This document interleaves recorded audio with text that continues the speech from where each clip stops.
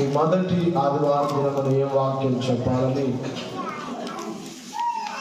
నేను లేచి ఆలోచన చేస్తూ ఉండగా దేవుడు ఒక వాక్యాన్ని అందించాడు. అది దేవుడే అందించారు అనడానికి ఇందాక వాక్య పదంలో కూడా అదే మాట కనబడింది. ఈ 9వ సంకీర్తనలో ఇప్పుడు చెప్పే ప్రసంగమే ఈ వచనంలో కూడా కనబడింది. నిజంగా ప్రభు అందించే మాటలు. యెహెజ్కేలు గ్రంథం 36వ అధ్యాయం 9వ వచనాన్ని చదువుకుందాం. నేను నీ పక్షముననున్నాను, నేను మీ తట్టు తిరుగగా మీరు దున్నబడి విత్తబడుదురు. మహాగణుడా, గత వత్సరమంతా మా పక్షముగా ఉంది. మీరు మా పక్షముగా ఉన్నారు కాబట్టి, మాతో మీరున్నారు కాబట్టి గత వత్సరాన్ని దాటుకొని వచ్చామయ్యా. ఎన్ని ఇబ్బందులో, ఎన్ని కష్టాలో, ఎన్ని కన్నీళ్ళలో, ఎన్ని వేదనలో, గత వత్సరములో అవన్నీ మీరు మా పక్షమున ఉండి దాటించినందుకు వందనాలు. ఈ సమయంలో మీరు మీ సేవకుని సంపూర్ణముగా మరుగు చేసి మాతో మాట్లాడమని మా మంచి బోధకుడు ఆయన యేసునామమున వేడుకొనుచున్నాం తండ్రి, ఆమేన్. క్రీస్తు ప్రభునందు ప్రియమైన దేవుని యొక్క విశ్వాసులారా, ఈ వచనములో దేవుడు వాగ్దానము చేసే మాట ఏమిటంటే, నేను మీ పక్షమున ఉన్నాను. దేవుడు మన పక్షమున ఉన్నాడు. ఇశ్రాయేలీయులతో దేవుడు ఉన్నారు. ఇశ్రాయేలీయులతో ఉన్న దేవుడే, యూదులతో ఉన్న దేవుడే నేటికి సజీవుడుగా మన పక్షమున ఉన్నాడు. అందరూ మనసు పెట్టి ఇలా చూడండి. తల కిందికి పెట్టొద్దు, ఇలా చూడండి. నన్ను చూడమనట్లేదు, కానీ పరిశుద్ధాత్మ నుంచే మాటలు మీరు చూస్తే మీకు ఆసక్తి కలుగుతుంది. మీరు చూస్తే మీకు ఆసక్తి, మీకు అర్థమవుతుంది. అందుకోసం ప్రియులారా గమనించాలి జాగ్రత్తగా. ఎవరి పక్షానైనా కానీ గొప్పవారు ఉన్నారనుకోండి, మీ పక్షమున ఒక రాజకీయ నాయకుడు నిలబడ్డాడంటే మనం గొప్పగా చెప్పుకుంటాం. ఏమనంటే, మా పక్షమున ఎవరున్నారో తెలుసా? ఫలానా నాయకుడు మా పక్షాన ఉన్నాడు, మేమంటే ఆయనకి ఎంతో ఇష్టం, మా పక్షమున ఆయన ఉన్నాడు, నాకేమైనా జరిగితే ఆయన ఉన్నాడు అని చెప్పి గొప్పగా చెప్పుకుంటాం. కానీ ఇక్కడ దేవుడే మన పక్షముగా, ఈ సృష్టిని కలుగు చేసిన దేవుడే ఆయన వాగ్దానం చేసే మాట ఏమిటంటే, నేను మీ పక్షముగా ఉన్నాను. దేవుడు మన పక్షముగా ఉంటే మన జీవితంలో జరిగే కార్యాలు, అనేకమైన కార్యములు మన జీవితంలో జరుగుతాయి. మొట్టమొదటిగా మనం చూసినట్లయితే, దేవుడు ఎవరి పక్షముగా అయితే ఉంటారో వారు ధైర్యముగా ఉంటారు. ధైర్యముగా వారు నివాసము చేస్తారు. దేనికి వారు భయపడరు. భయం లేకుండా ధైర్యముగా మనం జీవించాలంటే దేవుడు మన పక్షముగా ఉండాలి.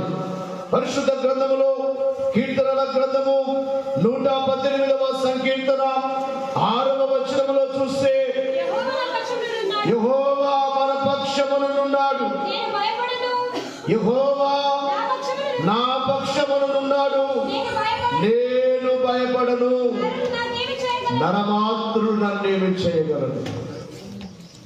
దేవుడే మన పక్షాన ఉన్నప్పుడు ఎవరేమి చేయగలరు?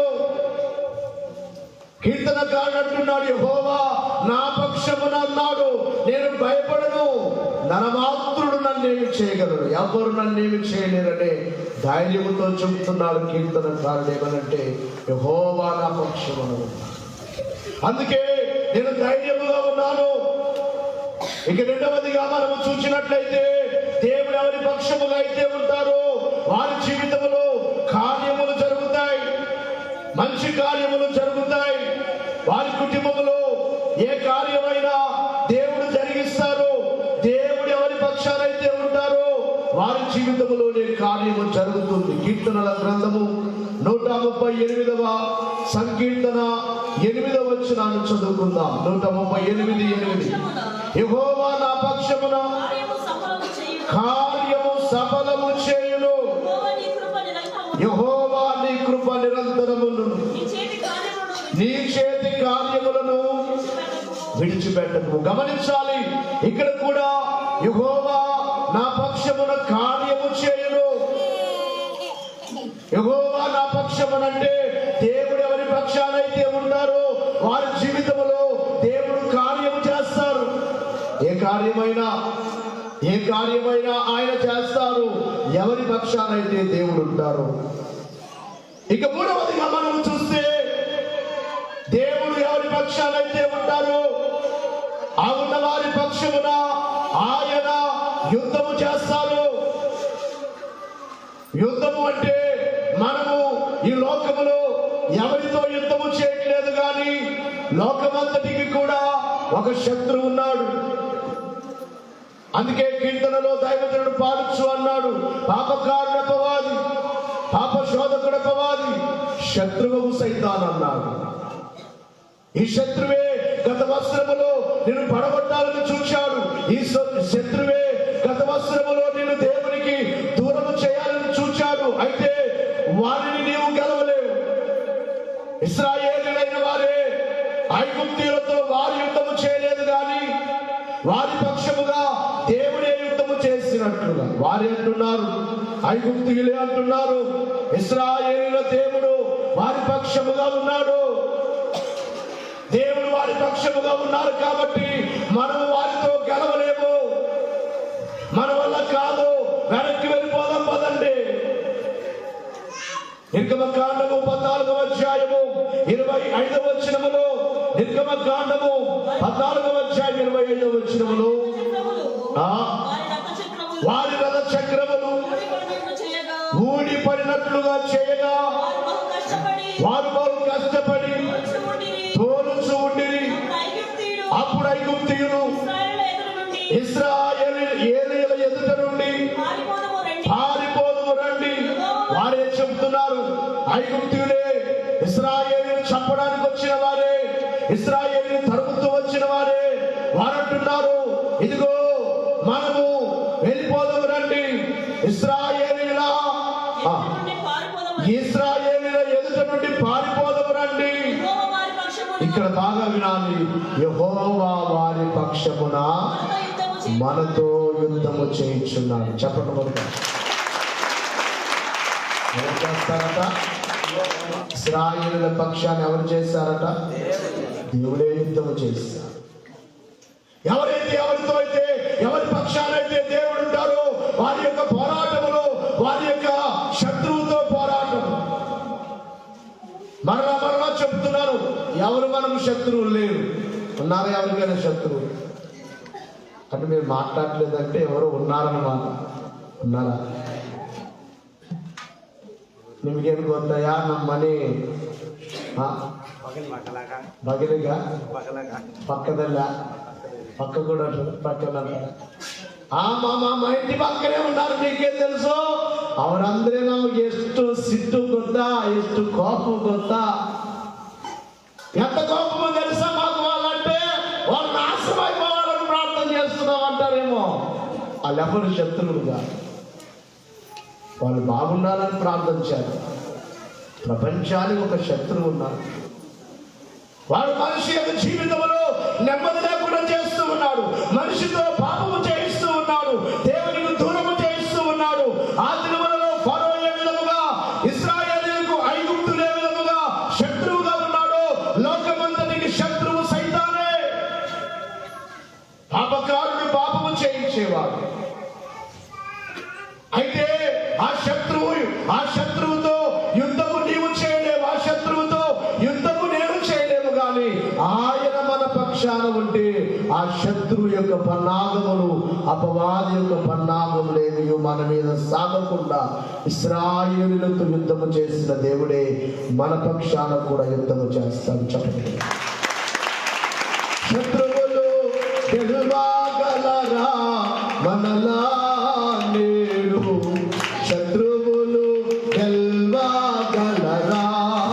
శత్రువులు గెలవగలరా మనలా నేడు? గెలవగలరా? సాతాను గెలవగలరా? అతని ఓదాలి గెలవగలరా? అతనములో వాటి ఫలితములు గెలుచునా? అతనములో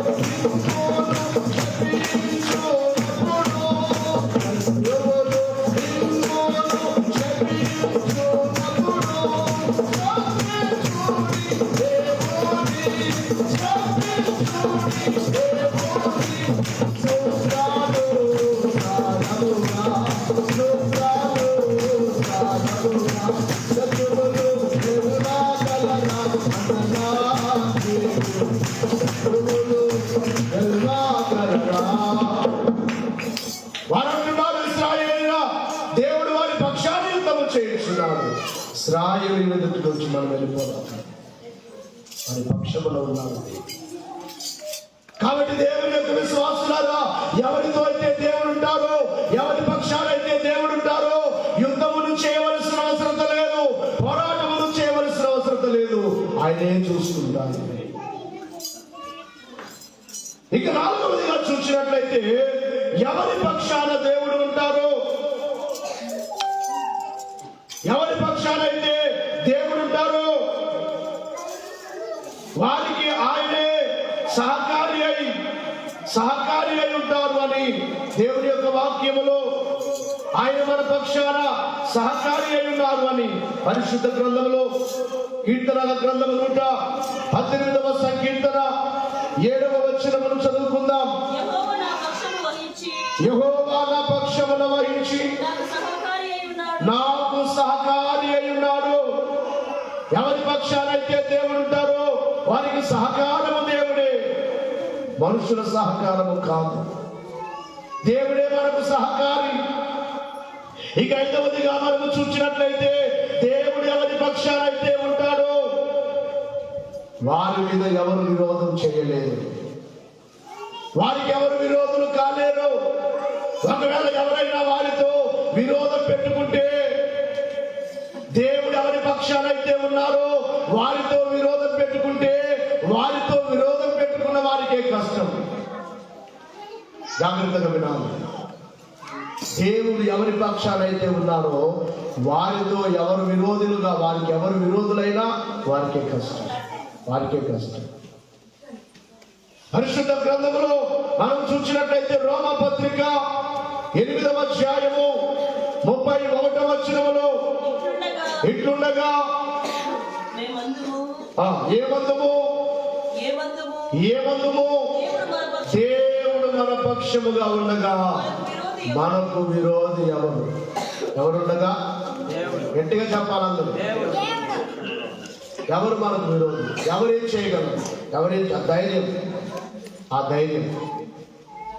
ధైర్యం మనం దేవుని సేవకులుగా మా ధైర్యం ఏంటంటే, మీ అందరు ఉన్నారని ధైర్యం కాదు.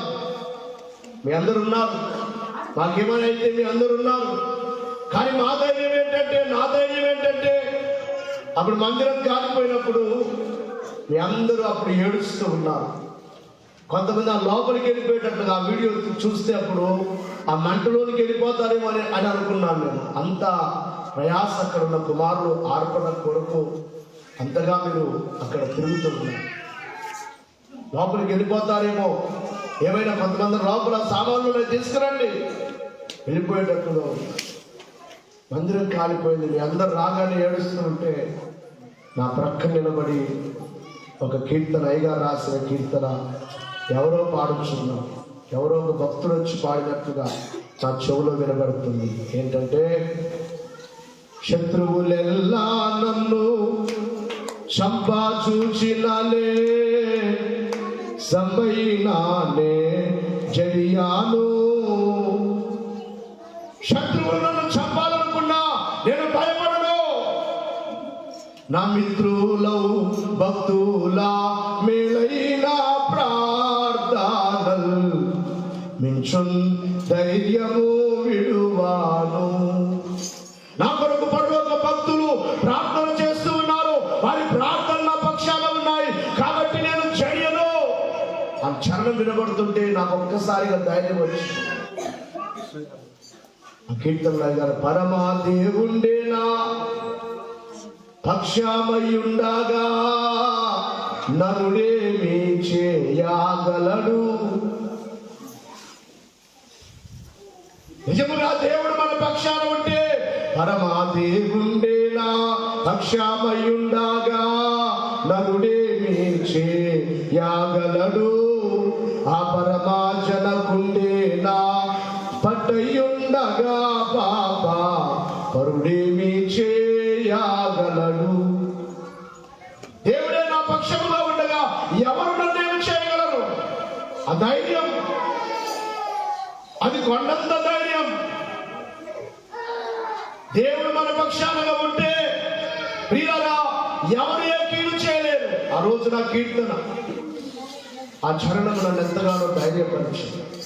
పరమదేవుండే నీ పక్షమై ఉండగా నరుడేమి చేయగలడు, పాపపరుడేమి చేయగలడు. పాపపరుడు అంటే సాతానేం చేయగలడు, నరుడంటే ఎవరైనా ఏం చేయగలరు. ఎంతో మంది ఆ సమయంలో బెదిరించారు, చంపుతామన్నారు, కట్టేస్తామన్నారు, రకరకాల మాటలు, తిరగలేమన్నారు. ఒకటెప్పటికి ధైర్యం, నన్నెవరేం చేయలేరనే ధైర్యం. నాకు కారణం ఏంటంటే, నాకు వాగ్దానం చేసిన దేవుడు, ఆయన చెప్పిన మాట, నాతో మాట్లాడిన మాట, కుమారుడా నేను నీతో ఉన్నాను. ఎవరితో అయితే, నీతోనైనా నాతోనైనా దేవుడు మన పక్షాన ఉంటే మనల్ని ఎవరేం చేయలేరు, ఎవరేం చేయలేరు. దైవజనుడు దేవదాసయ్య గారు నాకు ఒక వ్యక్తి చాలా భయంకరంగా దూషించేవాడు, భయంకరంగా మాట్లాడేవాడు. ఒక రోజున రోగంతో పడిపోయాడు. అతని భార్య అయ్యగారి దగ్గరికి తీసుకొని వచ్చింది. అయ్యగారికి డైరెక్ట్గా వచ్చి మాట్లాడేవాడు కాదు, పక్కన మాట్లాడేవాడు. దేవుని సేవకులు, దేవుడు ఉంటారు, వారి పక్షాన అభిషేకం ఉంటుందని అనుకోకుండా ఎలా పడితే అలా మాట్లాడేవాడట. ఒక రోజున మంచం పట్టిపోయాడు, చాలా రోజుల నుంచి మంచం మీద ఉంటే ఎవరో చెప్పారట, అయ్యగారి దగ్గర తీసుకెళ్ళాడు. అప్పుడు అయ్యగారు అన్నారు, తిరుగుబాటు పాపము క్షమాపణ లేని తీసుకెళ్ళమ్మ, చనిపోతాడు. తిరుగుబాటు చేశాడు దేవునికే, దేవుని సేవకులకే తిరుగుబాటు చేశాడు, తీసుకెళ్ళు. కాబట్టి దేవుని పిల్లలారా, నీ పక్షాన దేవుడుంటే నిన్నెవరేం చేయలేరు, నీకు ఎవరు విరోధం కాలేరు. ఒకవేళ ఎవరైనా విరోధులైతే నీకు నష్టం కాదు, కానీ వారికే నష్టం, నీవెవరికి విరోధం కావు. ప్రియులారా గమనించాలి. అయితే ఒక 5 విషయాలు చెప్పి నేను ముగిస్తాను, సమయమైంది కనుక. దేవుడు మన పక్షాన ఉండాలని, నా పక్షాన ఉండాలి, సంవత్సరం అంతా నా పక్షమున దేవుడు ఉండాలని ఎంతమంది కోరుచున్నారు? కొంతమంది చేతులు ఎత్తట్లేదు, అవసరం లేదా, మాట్లాడలేదు. దేవుడు ఉండాలా వద్దా? ఎవరి పక్షాన ఉండాలి? మనందరి పక్షాన ఉండాలి. దేవుడు నాతో చేసిన వాగ్దానం నాకు ఒక్కరికి అనుకోవట్లేదు. దేవుడు నాకు ఇచ్చిన సంఘ బిడ్డలైనా మీ అందరితో కూడా దేవుడు ఉన్నారని నేను నమ్ముతాను. దేవునికి మహిమ కలుగును గాక. ఉండాలా వద్దా? చేతులెత్తండి. ఎంతమందికి కావాలి? యేసయ్య మా పక్షాన ఉండాలని ఎంతమంది కోరుకుంటున్నారు ఈ నూతన సంవత్సరంలో? చెప్పండి ఒకసారి. కావాలా? ఎవరుండాలి మీ పಕ್ಷಾನ? ಬೇಡಪ್ಪ ನಮ್ಮ ಬಂಧು ಬಳಗ ಎಲ್ಲ ನಮಗೆ దొడ్డ గుంపు అయితే నಮಗೆ యారు బేడ అంటావా చెప్పండి. కొంతమంది అంటారు మేమే తక్కువ అనుకున్నాము, చాలా గొప్ప, మాకు ఎవరు అవసరం లేదు, ఎవరితో పని లేదు అనొద్దండి దయచేసి. మనుషులతో పని లేకపోవచ్చు కానీ ఎవరు కావాలి మనకు? దేవుడు మన పక్షాన్ని. అయితే ఎవరి పక్షాలు ఉంటారు దేవుడు? కొన్ని విషయాలు చెప్పి నేను ముగిస్తాను. దేవుడు ఎవరి పక్షాన ఉంటారు? మొదటిగా మనం చూసినట్లయితే దేవుడు ఎవరి పక్షాన ఉంటారు? పరిశుద్ధ గ్రంథములో కొన్ని విషయాలు జాగ్రత్తగా అందరూ కూడా మనస్సు పెట్టి మీరు జాగ్రత్తగానే వింటున్నారు, జాగ్రత్తగానే వినండి. సంతోషంగా కనిపించట్లేదు, కొంతమంది విచారంగా ఉన్నారు, బాధలో ఉన్నారు. మా బాధలు మీకేమి తెలుసయ్యా అంటారు. మీకంటే మాకు చాలా బాధలు ఉన్నాయి. పండుగలు అన్నీ అయిపోయిన తర్వాత మాకు కూడా చాలా బాధలు ఉన్నాయి. అందరికీ బాధలు ఉంటాయి కానీ మన బాధలన్నీ ఎవరు తీరుస్తారు చెప్పండి? దేవుని వైపు చూద్దాం. దేవునికి మహిమ కలుగును గాక. దేవుడు ఎవరి పక్షాన ఉంటాడో? దేవుడు మా పక్షాన ఉండాలని అందరూ కోరుకుంటున్నారు. అయితే ఎవరితో ఉంటాడు దేవుడు? దేవుడు వారి పక్షాన ఉంటే ఇందాక చెప్పినట్లుగా యుద్ధము చేస్తారు. దేవుడి పక్షాన ఉంటే సహకారి అయి ఉంటారు. దేవుడి పక్షాన ఉంటే ఈ కార్యాలన్నీ జరుగుతాయని ఇందాక చదువుకున్నామే. ఎవరి పక్షాన దేవుడు ఉంటారు? ఎవరితో ఉంటారు దేవుడు? మొదటిగా నీతివంతుల పక్షమున దేవుడు ఉంటారు. ఎవరి పక్షాన? పాపులతో దేవుడు ఉంటారా? చెప్పండి గట్టిగా. పాపము చేసే వారితో దేవుడు ఉంటారా? మీరు మాట్లాడకపోతే ఉంటారేమో అని మీరు చెప్తున్నారు సమాధానం. కొంతమంది మాట్లాడలేదు. ఊరుకున్నంత ఉత్తమము లేదట, ఓడుకున్నంత సుఖము లేదట. అలాగే సామెత తెలిసినట్టుగా మీరు బాగా సైలెంట్గా ఉన్నారు. దేవునికి మహిమ కలుగును గాక. చెప్పండి, ఎవరి పక్షాన ఉంటాడు? నీతివంతుల పక్షాన. నీతివంతులతోనే కాదు కానీ వారి సంతానముతో కూడా దేవుడు ఉంటారట, వారి పిల్లలతో కూడా దేవుడు ఉంటారు. పరిశుద్ధ గ్రంథములో మనము చూసినట్లయితే కీర్తనల గ్రంథము 14వ సంకీర్తన 5వ వచనములోను, నిర్గమకాండం 15వ అధ్యాయము 3వ వచనములోను, నిర్గమకాండం 23వ అధ్యాయము 25, 27 వచనములోను మనం చూస్తే, ఎందుకనగా దేవుడు నీతివంతుల సంతాన పక్షముగా ఉండును. ఎవరి సంతాన పక్షముగా ఉంటాడు? చెప్పాలి, మాట్లాడలేదు. మీరు సరిగా వినకపోతే నాకు ఇంట్రెస్ట్ రాదు, చెప్పడానికి ఇష్టం ఉండదు, ముగించాలనిపిస్తాను. నేను కూడా తొందరగా వెళ్ళాలి కదా. మా బాధలు ఎవరికి తెలియవు. ఇక్కడ లేట్ అయితే చెప్పండి, అక్కడికి వెళ్ళేలోపు అంటారు, మాకు లాస్ట్లో వస్తారులే అంటారు వారు. దేవదాసయ్య గారు ఒకే రోజు 7 చోట్లకి వెళ్ళి ప్రసంగం చేసేవారు. అలాంటి వరం ఉంటే బాగుండేది అనిపిస్తారు. దేవునికి మహిమ కలుగును గాక.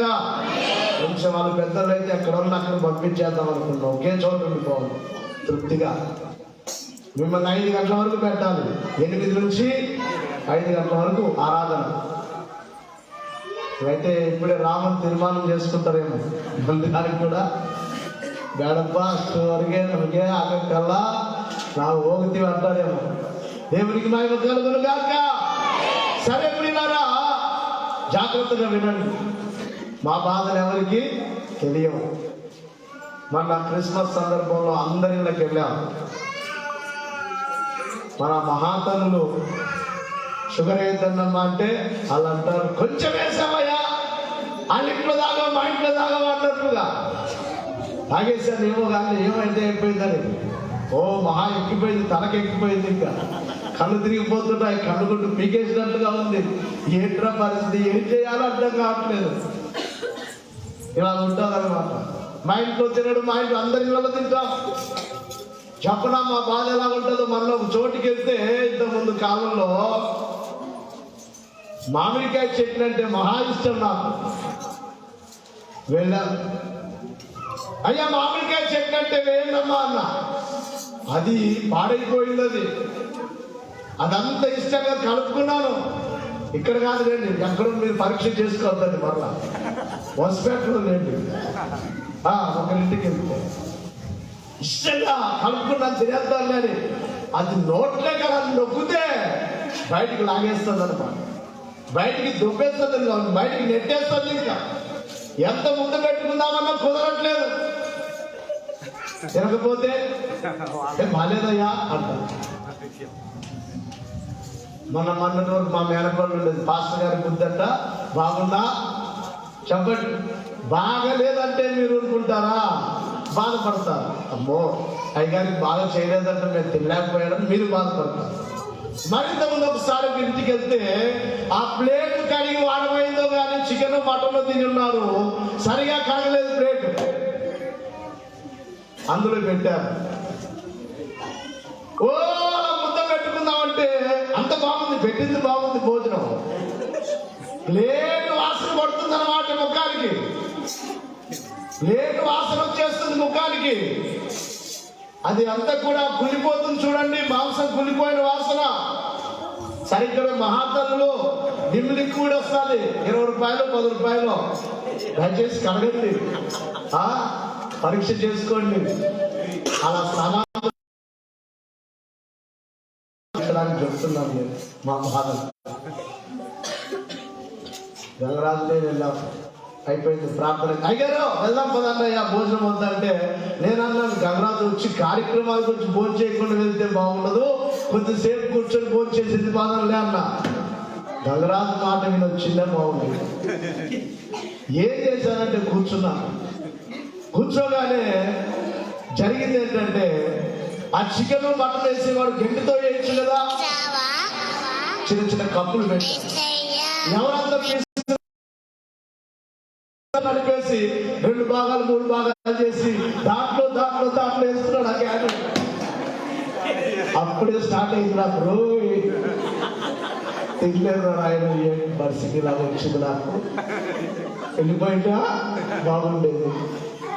సరే వెళ్ళిపోదామంటే ఆయన అంటాడు, కూర్చోండి పాస్టర్లో ಊಟ ಮಾಡಿ ಹೋಗಿದ್ರು ಕೂರ್ಚೋಂಡ್ರೆ ఏంకప్ప ಊಟ ಮಾಡಿ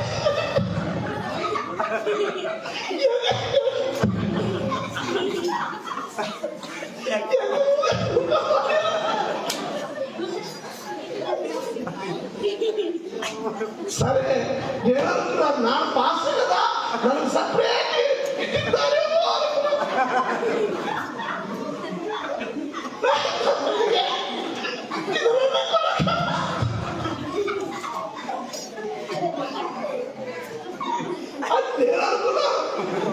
తీసుకొచ్చి నాకు అదే అమ్మో ముందుగానే బాగుండేది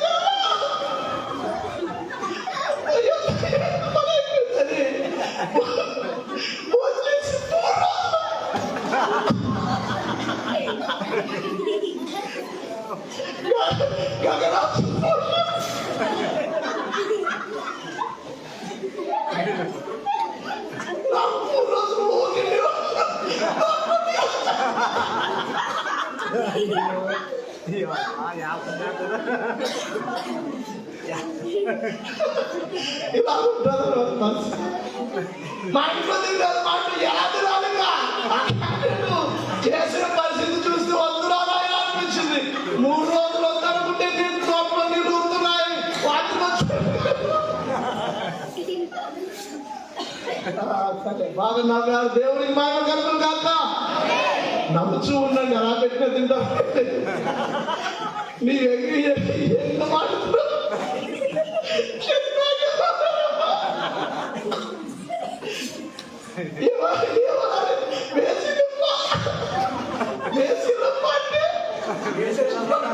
అదొక కష్టం, కష్టం.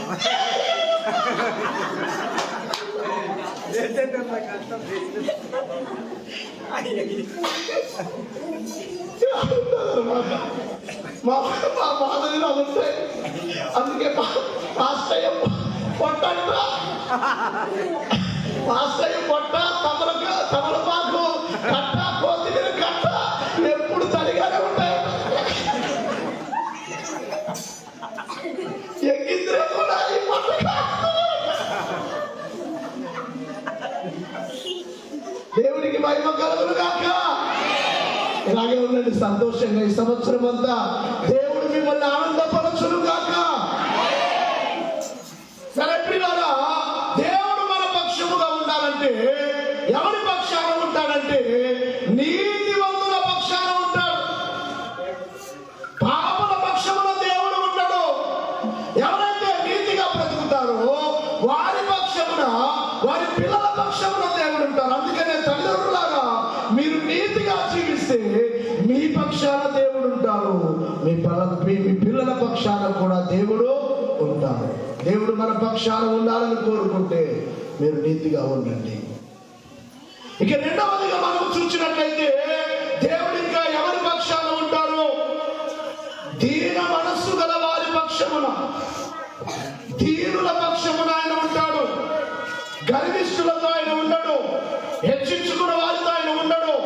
ఎవరైతే దీన మనస్సు కలిగి ఉంటారో, ఎవరైతే దీనులుగా ఉంటారో, ఎవరైతే తగ్గించుకొని ఉంటారో వారి పక్షాన ఆయన ఉంటారు. దేవుని యొక్క వాక్యములో మనము చూసినట్లయితే సామెతల గ్రంథము 22వ అధ్యాయము 22-23 వచనములు. యెహోవా వారి పక్షమున వ్యాజ్యమాడును, ఆయన వారిని దోచుకుని వారి ప్రాణమును దోచుకును. ప్రియులారా, 23 సామెతల గ్రంథము 22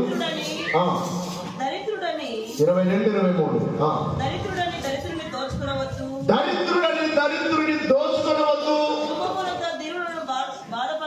కుంభమునంత దీనుని బాధపరచవద్దు. యెహోవా వారి పక్షమున వ్యాజ్యమాడుతాడట. ఎవరైనా దీనులే, దరిద్రులే, ఏమి లేని వాళ్ళని చెప్పి వారిని బాధ పెట్టవద్దు. వారి పక్షమున దేవుడు ఉన్నారు. దీనుల పక్షమున, దరిద్రుల పక్షమున. అందుకే మరొక వచనములో కూడా పేతురు రాసిన మొదటి పత్రిక 5వ అధ్యాయం 5వ వచనం,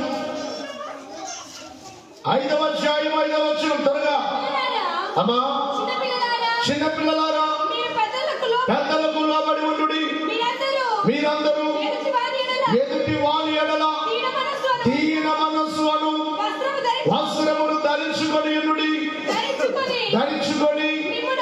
మిమ్మును అలంకరించుకొనుడి. దేవుడు అహంకారులను ఎదిరించి దీనులకు కృప చూపును. దేవుడు ఎవరి పక్షాన ఉంటారంటే దీనుల పక్షముగా. దేవుడు ఎవరి పక్షాన ఉంటారంటే దరిద్రుల పక్షముగా. దేవుడు ఎవరి పక్షాన ఉంటారంటే పేదవారి పక్షముగా ఉంటారు. కాబట్టి దేవుని పిల్లలారా, నాతో ఎవరు వేరనుకోవద్దు. పేదవారితో ఎవరు ఉండొచ్చేమో గాని, ఉండకపోవచ్చేమో గాని దేవుడు అంటున్నారు, దీనుల పక్షముగా నేను ఉంటాను, దరిద్రులతో నేను ఉంటాను, వారి పక్షముగా నేను ఉంటాను. ఎవరైతే దీనులుగా ఉన్నారో, తగ్గింపు కలిగిన వారిగా ఉన్నారో వారితో ఆయన ఉంటారు. సమూయేలు మొదటి గ్రంథము 2వ అధ్యాయము 7-8 వచనాల్లో కూడా సమూయేలు మొదటి గ్రంథము దారిద్ర్యమును ఐశ్వర్యమును కలుగు చేయువాడు, కృంగ చేయువాడును లేవనెత్తువాడు ఆయనే. దరిద్రులను అధికారులతో కూర్చుండబెట్టుటకును మహిమగల సింహాసనమును స్వాతంత్రింపచేయుటకును వారి మంటిలో నుండి ఎత్తువాడు ఆయనే. గమనించాలి, దరిద్రులను పైకి లేవనెత్తేవాడు ఆయనే. ఆయన దరిద్రుల పక్షాన, దీనుల పక్షమున ఉంటానంటున్నాడు. ఇక ప్రియులారా, 3వదిగా చూసినట్లయితే దేవుడు ఎవరి పక్షాన ఉంటారు అంటే పరిశుద్ధ గ్రంథములో ఎవరైతే ఆయనకు ప్రార్థన చేసేవారుగా ఉన్నారు, ఎవరైతే తనకు ప్రార్థన చేసేవారుగా ఉన్నారు. యెహోషువ గ్రంథము 10వ అధ్యాయం 14వ వచనం. యెహోవా ఒక నరుని మనవి వినినా ఆ దినము వంటి దినము దానికి ముందు గాని దానికి తర్వాతనే గాని ఉండలేదు. నాడు యెహోవా పక్షముగా యుద్ధము చేసెను. ఇక్కడ యెహోషువ ప్రార్థన ఆలకించి సూర్యుని ఆగిపోమంటే సూర్యుడు ఆగిపోయాడు, చంద్రుడు ఆగిపోయాడు. యెహోషువ ప్రార్థన అంటే ఎవరైతే ప్రార్థన చేస్తారో ప్రార్థన చేసే వారి పక్షముగా ఈ వత్సరములో దేవుడు వారితో ఉండబోతున్నాడు. ఈ జీవితంలో ప్రార్థన లేకపోతే దేవుడు నాతో ఉంటాడనుకోవడం పొరపాటు. ప్రార్థన లేకుండా దేవుడు నాతో ఉన్నారనుకోవడం అది తప్పు. నీవు నిజముగా ప్రార్థన చేస్తూ ఉన్నావా? ప్రార్థన చేస్తున్నావా? గంటల తరబడి ప్రార్థన చేస్తున్నావా? నీవేమీ భయపడవద్దు, దేవుడు నీ పక్షమున ఉన్నాడు. ఇక నాలుగవదిగా చూసినట్లయితే ఎవరైతే దేవుని ప్రజలుగా ఉన్నారో, దేవుడు ఏర్పాటు చేసుకున్న ప్రజలుగా ఉన్నారో వారి పక్షమున దేవుడు ఉంటారు. నిర్గమకాండం 14వ అధ్యాయం 14వ వచనములో చూస్తే యెహోవా మీ పక్షమున యుద్ధము చేయును, మీరు ఊరికనే ఉండండి అని చెప్పి ఏర్పాటు జనమైన ప్రజలతో దేవుడు చెప్పి మోషే గారి ద్వారా దేవుడు చెప్పించింది. యెహోవా మీ పక్షమున యుద్ధము చేస్తాడు అంటే వారు దేవుని ప్రజలు, దేవుని ఏర్పాటు జనాంగము. ఎవరైతే దేవుని ప్రజలుగా ఉంటారో మనము కూడా దేవుని ప్రజలమే. వారైతే ఆ రోజున ఏర్పాటు జనమైతే మనము క్రీస్తు రక్తము చేత కొనబడిన వారము. మనం ఆయన సొత్తు, ఇశ్రాయేలీయుల ఆయన సొత్తు ఎలాగో ఈ రోజున ఆయన రక్తముతో కడగబడిన మనము, సిలువ రక్తముతో కడగబడిన మనము, మనందరం ఆయన సొత్తు కాబట్టి, ఆయన ప్రజలము కాబట్టి ఆయన ప్రజల పక్షమున ఆయన ఉన్నాడు. ఏర్పాటు జనాంగ పక్షము. బైబిల్ మిషన్ కూడా ఏర్పాటు మిషన్ పక్షమున దేవుడు ఉన్నారు. ఏర్పాటు బిడ్డల పక్షాన దేవుడు ఉన్నారు. ఏర్పాటు సంఘం పక్షాన దేవుడు ఉన్నారు. ఏర్పాటులో ఉన్న విశ్వాసి పక్షమున దేవుడున్నాడు. ఏర్పాటులో పరిచయించున్న దేవుని సేవకుని పక్షాన దేవుడున్నారు. దేవుడు ఏర్పరచుకుని వారితో దేవుడున్నాడు. ఇక లాస్ట్ మాట ఏమిటంటే బాధింపబడు వారి పక్షమున దేవుడు ఉంటాడు. మనం అనుకుంటాం బాధల్లో దేవుడు మాతో లేరేమో, బాధల్లో దేవుడు మాతో లేరేమో,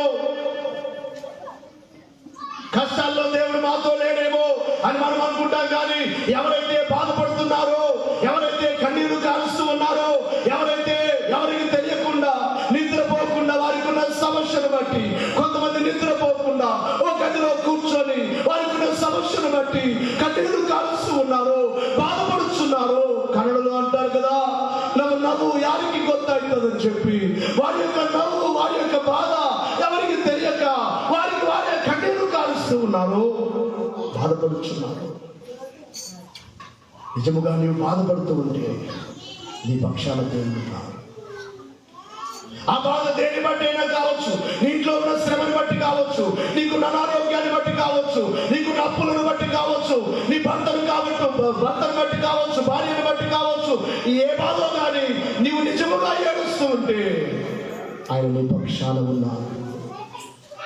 గత వస్త్రములో నీ పక్షాన ఉన్నారు, ఈ వస్త్రములో కూడా ఆయన మన పక్షముగానే ఉన్నారు. కీర్తనల గ్రంథము 140వ సంకీర్తన 12వ వచనం, 140:12. బాధింపబడు వారి పక్షమున యెహోవా వ్యాజ్యమాడును, దరిద్రులకు ఆయన న్యాయము తీర్చును. బాధింపబడే వారి పక్షమున దేవుడు. నువ్వే రీతిలో బాధలో ఉన్నావు, ఎవరి బాధ వారికే తెలుసు. నా బాధ నాకు తెలుసు, నీ బాధ నీకు తెలుసు. అయితే నిజముగా మనం బాధపడుతుంటే మన పక్షాలు ఎవరున్నారు? చెప్పండి గట్టిగా. ఒకసారి లేచి నిలబడి అయిపోయింది ముగింపు. దేవుడు ఉండాలని కోరుకున్న వారు గట్టిగా చెప్పండి, మన పక్షాలు ఎవరున్నారు? బాధపడే వారి పక్షాలు ఎవరున్నారు? ప్రార్థన చేసే వారి పక్షాలు ఎవరుంటారు? నీతివంతుల పక్షాలు ఎవరుంటారు? మరలా నెమ్మదిగా చెప్తున్నారు, మరలా ఏదో చెప్పి నవ్వించాలేమో, హుషారు చేయాలేమో. ఇలా చేయలేదు, నాకే ఇందాక నవ్వలేకపోయాను, ఎక్కడ నవ్వించగలను. దేవునికి మహిమ కలుగును గాక, దేవునికి స్తుతి కలుగును గాక. దేవుడు మన పక్షాన ఉన్నాడు, బాధింపబడు వారి పక్షాన. మేము కూడా అట్టి బాధలో ఉన్నప్పుడు ఆ సమయంలో నేను చాలా మందికి ఫోన్ చేశాను. నా తోటి సేవకులు, ఒకప్పుడు నాతో బాగా ఉన్నవారు, అందరూ తప్పించుకునేవారు, ఫోన్లో మాట్లాడడానికి కూడా ఇష్టపడేవారు. అందుకని ఇప్పుడు ఎవ్వరికి ఫోన్ చేయలేను, చేస్తే మీకే చేస్తా సంఘ బిడ్డలకి. ఎవరికి ఫోన్ చేయను, ఎవరితో ఎక్కువ మాట్లాడను. అప్పుడు మాట్లాడేవాడిని, ఒక్కోసారి గంట సేపు మాట్లాడేవాడిని సేవకులతో. వాళ్ళకి అవసరాలకు నన్ను ఉపయోగించుకున్నారు. నా బాధ వచ్చినప్పుడు నా పక్షాన ఎవ్వరూ నిలబడలేదు. మన కష్టం వచ్చినప్పుడు మన పక్షాన ఎవరు ఉన్నారు? కానీ బైబిల్ చెప్పుచున్న సత్యం ఏమిటంటే, బాధింపబాడు వారి పక్షమున దేవుడు ఉన్నాడు. ఈ సంవత్సరంలో, గత వస్త్రములో నీవే బాధలైతే ఉన్నావో నీ పక్షాన దేవుడు ఉన్నాడు. ఇక ఏ బాధలకు భయపడవద్దు. చాలా వచనాలు ఉన్నాయి కానీ చెప్పడానికి సమయం లేదు. అయితే ఇందాక కీర్తనల గ్రంథంలో ఈరోజు వాక్యాంశమే వచ్చింది. నీవు నా పక్షమున వేద్యమాడి నాకు న్యాయము తీర్చుచున్నావు, నీవు సింహాసనాసనుడవై న్యాయమును బట్టి తీర్పు తీర్చుచున్నావు అనే మాట 2వ వచనములో కనబడుతుంది. చివరిగా 9వ వచనములో నలిగిన వారికి తాను మహాదుర్గమమును, ఆపత్కాలములలో వారికి మహా దుర్గమమును.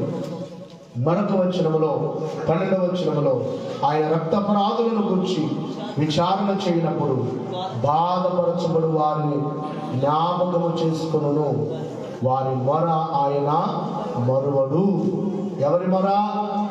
చెప్పండి గట్టిగా. బాధలో నీవు దేవునికి మొర పెడితే నీ మొర ఆయన మర్చిపోడు, నీ మొర ఆయన మర్చిపోడు, నీ దుఃఖమైన మర్చిపోడు, నీ కష్టమైన మర్చిపోడు. ఆయన మన పక్షాన ఉన్నాడు. ఆయన కొరకు జీవించి ఆయన రాకడకు సిద్ధపడదాం. ప్రభు రాబోచున్నారు. మన పక్షములో ఉన్న దేవుడు మనల్ని తీసుకుని వెళ్ళి ఆయనతో ఉంచుకోవడానికి, నిత్యమైన మహిమలో ఉంచుకోవడానికి ఇక్కడ మన పక్షాన ఉండాలని మనం కోరుకుంటున్నాం. ఆయన కోరుకుంటున్నారు మనందరినీ తీసుకెళ్ళి ఆయన రాజ్యములో ఉంచాలని. అటు రాకడకు మనందరం సిద్ధపడదాం, మేఘం ఎక్కుదాం. అటు భాగ్యం దేవుడు మనకెల్లరకు అనుగ్రహించును గాక.